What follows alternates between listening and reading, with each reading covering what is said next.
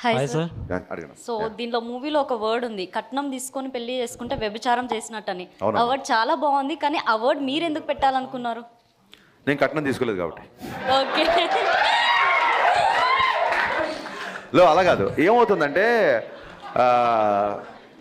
ఆ కాన్సెప్టే నాకు ఆ అమ్మాయిని ఒక అమ్మాయి ఇద్దరు ఏకమవుతున్నప్పుడు, ఒక మంచి ముహూర్తంలో ఇద్దరు ఏకమవుతున్నప్పుడు మా అమ్మాయిని చూసుకోవడానికి ప్రేమతో అమ్మాయికి బట్టలు పెడతారా నగలు పెడతారా అనేది ఆడపిల్ల తల్లిదండ్రుల పర్సనల్ విషయం, దాని గురించి నేను కామెంట్ చేయను. కానీ ఈ డిమాండింగ్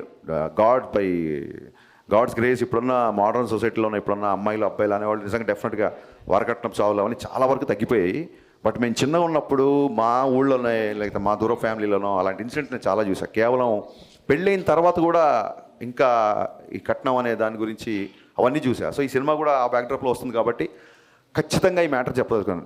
నీకు నచ్చి ఒక అమ్మాయిని పెళ్లి చేసుకున్నప్పుడు నువ్వు డబ్బు నచ్చి పెళ్లి చేసుకుంటున్నావా, అమ్మాయి నచ్చి పెళ్లి చేసుకున్న క్లారిటీ మగవాడికి ఉండాలి. సో ఖచ్చితంగా ఆ డైలాగ్కి ఇలాంటి చాలామంది ఆడపడుచులు నాకు మెసేజ్ చేశారు. సో ఒకటి రాసినప్పుడు అది 10 మందికి రాసినప్పుడు వచ్చిన హై కంటే కూడా అది 10 మందికి రీచ్ అయ్యి వాళ్ళు దాన్ని అడ్రస్ చేసినప్పుడు ఇంకా ఎక్కువగా హై వస్తుందమ్మా. సో మీరు ఆ డైలాగ్ గుర్తు చేయడం, నేను చెప్పడం మళ్ళీ చెప్తున్నాను. నిజంగానే కట్నం తీసుకొని కాపురం చేస్తే మగవాడు వ్యభిచారం చేసినట్టు, అది చాలా చాలా తప్పు. Thank you. Hi sir. Yeah, నా పేరు తేజ. ఎప్పటి నుంచి ఒక డౌట్ ఉంది సార్. ఇప్పుడు క్లియర్ చేద్దాం. మీకు త్రివిక్రమ్ గారికి ఏవో గొడవలు ఉన్నాయని చెప్పి ఆర్టికల్స్లో రాశారు. నాకు త్రివిక్రమ్ గారికి కూడా ఆర్టికల్స్ వచ్చినాయని చెప్పారు చాలామంది. ఓకే, అది నిజమేనా? మంచి క్వశ్చన్ వేసావు. నేను అసిస్టెంట్ డైరెక్టర్గా అవ్వకముందే త్రివిక్రమ్ గారు 2 సార్లు 3 సార్లు మొత్తం ఆయనకి 5-6 నంది అవార్డ్స్ వచ్చాయి ఓన్లీ ఫర్ డైలాగ్స్. నేను చిన్నప్పటి నుంచి ముళ్ళపూడి వెంకటరమణ గారు, జంధ్యాల గారు, ఈవెన్ మాయాబజార్ డైలాగులు కూడా నాకు. సో ఈవి సత్యన గారి సినిమాలో డైలాగ్స్. సో డైలాగ్స్ అనే వాటికి ఒక సపరేట్ ప్యాషన్ ఉండేది, నాకు చాలా ఇష్టం ఉంటుంది. సో అలాగే నేను అసిస్టెంట్ డైరెక్టర్ అవ్వకముందు నుంచి త్రివిక్రమ్ గారి డైలాగ్స్ అంటే చాలా ఇష్టం. అప్పటికే ఆయనకి 3 సార్లు నంది అవార్డు వచ్చింది. నాకంటే చాలా సీనియర్ ఆయన. అంటే నేను ఇండస్ట్రీకి వచ్చాక మళ్ళీ ఆయనకు వచ్చిన అవార్డ్స్. బిఫోర్ నేను చెప్తున్నా, నాకంటే చాలా సీనియరు. ఇవన్నీ కాకుండా ఇంకొక పెద్ద విషయం ఏంటంటే నేను ఎక్కడ చెప్పలేదు, ఎవరు అడగలేదు ఈ క్వశ్చను. మా నాన్నగారు త్రివిక్రమ్ గారికి చాలా పెద్ద ఫ్యాన్. ఎంత పెద్ద ఫ్యాన్ అంటే అతడు సినిమా ఆయన కొన్ని 100 సార్లు చూసుంటారు. అంటే మా ఇంట్లో ఒక రకంగా త్రివిక్రమ్ గారే పెద్ద అబ్బాయి. చూడండి, అన్నయ్య బాగా చదువుతున్నాడు, నువ్వేంట్రా ఇలా అన్న టైప్లో మా నాన్నకు ఒకసారి నేను ఏమన్నా కొంచెం కమర్షియల్ పంచ్ డైలాగులు ఫైట్లు ఎక్కువ ఉంటే నా సినిమాలో త్రివిక్రమ్ గారి సినిమా చూడరా అని చూపిస్తుంటారు. మా నాన్నగారికి త్రివిక్రమ్ అంటే అంత ఇష్టం. నాకు మా నాన్నగారి ఇష్టం నాకు ఏ రేంజ్లో నాకు కోపం తెప్పించిందంటే ఇంక నేను కూడా లాభం లేదు. 10,000 భావంలో త్రివిక్రమ్ గారి ఫాదర్ దగ్గరికి వెళ్ళి ఆయనకి నా సినిమాలు అన్నీ చూపించి, సార్ మీరు నా ఫ్యాన్ అని చెప్పండి, త్రివిక్రమ్ గారు మా ఇంట్లో పెద్ద కొడుకు, నేను మీ ఇంట్లో చిన్న కొడుకు అవ్వాలనుకుంటున్నా అని చెప్దాం అనుకున్నా. సో త్రివిక్రమ్ గారు అంటే నాకు అంత రెస్పెక్ట్. అది ఇంకా ఈ చెప్తున్నా కదండి, సోషల్ మీడియాలో వచ్చే ఈ ట్రోల్స్, టార్గెట్స్ ఇవన్నీ మనం చూసి నవ్వుకోవాలి అంతే. అండ్ నో డౌట్ తెలుగు సినిమా చరిత్రలో యాజ్ అ రైటర్గా త్రివిక్రమ్ గారు వేసిన ముద్ర శాశ్వతం, ఫర్ ఎవర్ ఉంటుంది ఆయన వేసిన ముద్ర. యా. హాయ్ సార్, నా పేరు స్వప్న.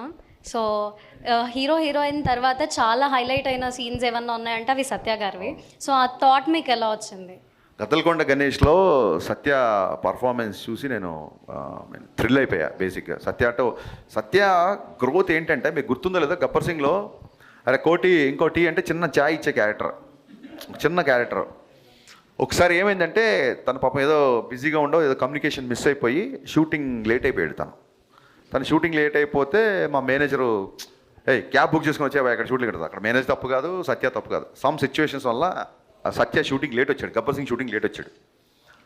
నేను వచ్చి ఏంటి ఇంత లేటు, కళ్యాణ్ గారి కాంబినేషన్ కదా అది అంటే, లేదన్నా కొంచెం కార్ మిస్ అయిపోయింది, మేనేజర్కి నాకు మిస్కమ్యూనికేషన్ వచ్చింది, నేను క్యాబ్లో వచ్చాను అందుకే లేట్ అయింది. ఆర్ఎఫ్సి అంటే క్యాబ్స్ కూడా అంత ఈజీగా దొరకట్లేదు అని పాపం ఫీల్ అయ్యాడు, లేట్గా వచ్చినందుకు. క్యాబ్లో వచ్చాను ఫీల్ అయ్యాడు. నేను చెప్పా, సత్య ఇప్పుడు మామూలుగా ఎలా వస్తున్నాం అంటే, లేదంటే ప్రొడక్షన్ వాళ్ళు కారు పెట్టారు, నేను ఇంక 2-3 కమెడియన్లు కలిసి వస్తున్నాము, కొత్తగా వచ్చిన ఆర్టిస్టులు అందరం కలిసి ఒక 4కి ఆబ్వియస్లీ ఇన్నోవాళ్ళ 4 కూర్చోవచ్చు కాబట్టి. సో అప్పుడు చెప్పే సత్య ఒకటి గుర్తుపెట్టుకో, నీకు independent vanity van, solo vanity van, solo vehicle పెట్టే రోజు త్వరలో వస్తుంది నీకు. You will reach that heights అని గబ్బర్ సింగ్ షూటింగ్ జరుగుతున్నాడు చెప్పా. అండ్ సత్య నేను ఊహించిన దానికంటే కూడా ఎక్కువ సక్సెస్ కొట్టాడు. సత్య టైమింగ్ అన్నా, సత్య డైలరీ అన్నా, అసలు డైలాగ్ లేకుండా ఇవాళ స్క్రీన్ మీద సత్య వస్తే నవ్వుతున్నారు. నేను విమల్లో చూస్తే నా డైలాగ్ గొప్పతనం కాదు, సత్య స్క్రీన్ మీద వచ్చి కామ్గా ఉన్న అతని ఎక్స్ప్రెషన్ కూడా నవ్వుతున్నారు. సో సత్య అనే అతను మిస్టర్ బచ్చన్లో ఐ ఫీస్ట్, అంతే ఐ ఫీస్ట్. సత్య గురించి మళ్ళీ మళ్ళీ చూడొచ్చు cinema. Hello, sir. My name is Khulud Azam. My question for you is that what, according to you, is the best thing about Mr. Bachchan? What according to me is the Best thing about Mr. Bachchan? best thing about Mr. Bachchan is like as so many fans said to me, చాలా రోజుల తర్వాత, చాలా సంవత్సరాల తర్వాత, in fact complete mass Maharaj element ఏదైతే ఉందో అది entertainment అవ్వచ్చు, లుక్స్ అవ్వచ్చు. ఎవరైతే వింటేజ్ మాస్ మహారాజ్ మిస్ అయ్యమన్నారో ఒక వింటేజ్ కాదు ఓల్టేజ్ మాస్ మహారాజ్ చూపించాం. అండ్ మాస్ మహారాజ్ ఇప్పుడున్న పరిస్థితులలో, ఇప్పుడున్న కాంటెంపరీ సినిమాలు లవ్ స్టోరీ చేయడం కుదరదు. సో కొంతమంది అడిగారు ఇప్పుడు ఎందుకు అన్నయ్యతో లవ్ స్టోరీ పెట్టారు, ఆయన ఏజ్ లవ్ స్టోరీ చేసే ఏజ్ అని అడిగారు. సో నేను చెప్పిన సినిమా 90s జరుగుతుంది. సో రవ్యాన్ ఏజ్ 90s ఎంత ఉంటుంది? సో అప్పుడైతే లవ్ స్టోరీ చేసుకోవచ్చు కదా. సో అలాగే చూపించాము. At the same time music అండి, చాలా రోజుల తర్వాత ఒక ఆల్బమ్ హిట్ అవ్వడం అనేది. అండ్ ఇందాక మీరు చెప్పినట్టుగా సత్య కామెడీ అవ్వచ్చు. మన చిన్నప్పుడు మన అన్నయ్యలు లేకపోతే మన పేరెంట్స్ వాళ్ళందరూ చూసిన ఒక చిన్న బ్యాక్ డ్రాప్, రెగ్యులర్గా వచ్చే కాంటెంపరీ ఫిల్మ్స్లో ఉండే బ్యాక్ డ్రాప్ కాకుండా ఒక 90s 80s బ్యాక్ డ్రాప్, మంచి సాంగ్స్, మంచి ఫైట్స్, మంచి డైలాగ్స్, దిస్ ఎవ్రీథింగ్ కలిపితే mister Bachchan. Hi sir, my name is Banu. మూవీలో సిద్ధుని క్యామియో రోల్ చేశారు కదా సార్, యూత్ యువరాజ్ అని ఒక ట్యాగ్ ఇచ్చారు, ఎందుకు ఇచ్చారు సార్? అది ఏం లేదు, అది చిన్న రైమింగ్. నేను యాక్చువల్గా అన్నయ్య కొడుకుని మాస్ యువరాజ్ అని పిలుస్తా, రవన్నయ్య కొడుకుని. అది చాలాసార్లు చెప్పాను. కానీ యూత్ యువరాజ్ అనే లైన్తో వచ్చింది ఐ థింక్ మా రైటింగ్ డిపార్ట్మెంట్లో ఉన్న ప్రవీణ్ వర్మ. ఆ మాస్ మహారాజ్ పంపించిన యూత్ యువరాజ్ అనే ఆ థాట్ చెప్పింది మా ప్రవీణ్ వర్మ. సో చాలా డైలాగ్ బాగుంది కదా అని చెప్పేసి. అండ్ సిద్ధు ఎంట్రీకి థియేటర్ ఎరప్ట్ అవుతుంది. And once again thank you so much Siddhu, thanks a lot for doing that cameo. Thank you sir. Hi sir, good afternoon. Yeah ma'am. My name is Eva. I am from St. Anne's College and my question is for you. How do you take a feedback? What is the best feedback you got for this movie? Yeah, see, you're from St. Anne's, huh? St. Anne's, huh? Okay. St. Francisకి నేను MBA కోచింగ్కి వెళ్ళేవాడిని actually. So I got confused with your college. బేగంపేటలో ఉండే saint ఫ్రాన్సిస్కి I use to go Times అనే institution ఉంటే అక్కడ నేను MBA కోచింగ్ తీసుకున్నాను. So suddenly I felt that college అమ్మని. సో ఫీడ్బ్యాక్ అనేది వెరీ ఇంపార్టెంట్. ఇప్పుడు నేను సాంగ్ రాగానే మిక్కిజే మీరు ఒక ట్యూన్ ఇవ్వగానే even before the lyrics I make it listen to all my assistants, my team, producers అందరూ వినిపిస్తాం. ఇక్కడ ఏంటంటే మన గదిలో కూర్చున్న 10 మందికి నచ్చకపోతే రేపు థియేటర్లో కూర్చున్న 100 మందికి ఎలా నచ్చుద్ది అనేది నా సింపుల్ కాన్సెప్ట్. సో చెప్పాను కదా ఫీడ్బ్యాక్ ఎలా తీసుకుంటారంటే బెస్ట్ ఎగ్జాంపుల్ నేనే. నాకు పర్సనల్గా చిన్నప్పటి నుంచి కిషోర్ కుమార్ గారు అన్నా లేదా రాజేష్ కన్నా ఈ మ్యూజిక్ చాలా ఇష్టం. ఎక్కడో నా ఫేవరెట్ సాంగ్స్ నా ప్లేలిస్ట్ మీ ప్లేలిస్ట్ అవ్వాల్సిన అవసరం లేదు, అంతే కదా. సో ఆ ఉద్దేశంతో కొంచెం హిందీ పాటలు ఎక్కువ ఉన్నాయని ఫీల్ అయినప్పుడు ఇమ్మీడియట్గా నేను ఫస్ట్ డే టాక్ రాగానే ఇమ్మీడియట్గా అదే నైట్ కూర్చొని ఆ సాంగ్స్ ట్రిమ్ చేశా. So any criticism that will make me to correct is I'm ready to take. Any criticism that's going to attack I'm also ready. Thank you sir. Thank you. Hello అన్న, నేను Praneeth. First of all thanks అన్న మాకు గబ్బర్ సింగ్ లాంటి comeback movie ఇచ్చినందుకు. And అడగనీకి ఏముందంటే అన్న, మీ మూవీలో ఒక డైలాగ్ ఉంది అన్న, పని పాట లేని పకోడిగాళ్ళందరూ ఇదే పని మీద ఉంటారని. అది దేన్ని ఉద్దేశించి అన్నారన్న? అది need not be media.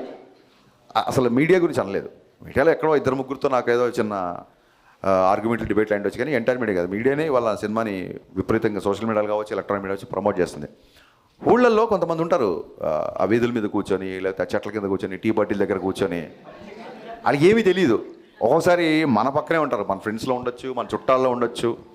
So పని పాట లేని పకోడిగాళ్ళు అంటే నిజంగా పని పాట లేని పకోడిగాళ్ళు, అంతే తప్ప ఒక ప్రొఫెషన్లో ఉన్నవాళ్ళు లేక ఇంకో దాంట్లో ఉన్న వాళ్ళు కాదు. ఊరికే చూసారా ఊళ్ళో గాలి వార్తలు, they will enjoy the rumour. ఇది ఎలాంటి బ్యాచ్ అంటే రోడ్డు మీద వెళ్తున్నప్పుడు 10 మంది జనాలు గుమిగాడు అనుకోండి, అరే ఇక్కడ ఏదో యాక్సిడెంట్ అయిందంటే దిగి చూస్తాడు వీడు. పొరపాటున ఆడికి ఏం లేదు, చిన్న దెబ్బలతోనో మట్టితోనో బయటపడి డిసప్పాయింట్ అయిపోతాడు. ఆడి కాలి రీతేనో ఆడి రక్తం వస్తే కానీ సాటిస్ఫై అవ్వడు. హాయ్ సార్, నా పేరు Teja. First of all congratulations. మీరు హీరో రవితేజ గారికి ఎట్లా అమ్మా నాన్నగా భావిస్తారో నేను దానికి మించి భావిస్తాను. I'm diehard fan of Ravi Teja garu. So ఒక్క విషయం ఆడియన్స్కి చెప్పిన తర్వాత మీకు క్వశ్చన్ అడుగుతాను సార్. సో ఏ ఆడియన్ అయినా సరే సినిమా థియేటర్కి వెళ్ళి సినిమా చూసిన తర్వాత మీ డబ్బులు ఖర్చు పెట్టిన నొప్పి చూపియండి, ఆ సినిమా ఎలా ఉందో బయటికి వచ్చి రివ్యూ ఇవ్వండి. అంతే తప్ప సోషల్ మీడియాలో ఎవరో ఏదో చెప్పారని నమ్మి మళ్ళీ మీరు దానికి ట్యాగ్ అదే షేర్ చేసి మాత్రం ఒక సినిమాని అట్లా స్ప్రెడ్ చేయకండి నెగిటివిటీగా. సో సార్ ఒక క్వశ్చన్ నాది, మీరు డైరెక్టర్ కదా, సో హీరో రవితేజ గారు కూడా ఫ్యూచర్లో డైరెక్ట్ చేయాలనుకుంటున్నారు కదా, సో మీరు డైరెక్షన్ చేసేటప్పుడు ఏదైనా సజెషన్స్ ఇచ్చేవారా ఇలా చేయండి అలా చేయండి అని?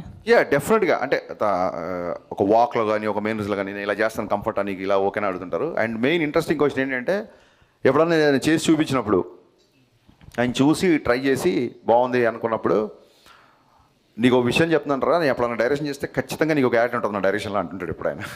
So I'm also waiting for that. Thank you sir and congratulations sir once again. Thank you so much. Hi అన్న, Jayaram, short film maker and memer.